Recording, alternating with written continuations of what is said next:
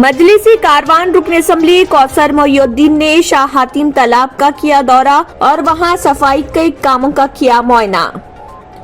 Telangana high court के जज केशव राव का कल्ब पर हमले के बाइस हो गया इंतकाल। मजलिसी कारवान रुकन असम्बली कौसर मोहिउद्दीन ने नागनगर डिवीजन यूसुफ टेकरी कॉलोनी में VDCC रोड के कामों का किया मुआयना। हजरत सैयद मोहम्मद सिद्दीक हुसैनी पाशा मियाँ साहिब क़िबला रहमतुल्लाह अलैह के इंतकाल पर तेलंगाना के वज़ीर दाखिला मोहम्मद महमूद अली ने हाजीपुर पहुंचकर अफराद खानदान से की मुलाकात, दिया पुरसा। मजलिसी फ्लोर लीडर अकबरुद्दीन ओवैसी ने MIM के पहले सदर अब्दुल वहीद ओवैसी की बरसी की याद में मुनक़िदा तक़रीरी मुक़ाबले की शिरकत और फ़ातिहीन में इनामात और तमग़े किए तक़सीम।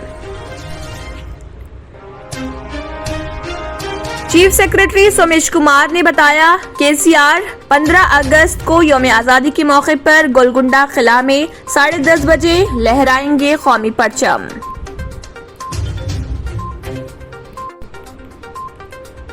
KTR ने हैदराबाद पार्लियामेंट के हल्के में महकमे बल्दियात के ज़ेर एहतमाम तरक्याती कामों की पेशरफ्त का लिया जायजा, एक मीटिंग की मुनक़्क़िद।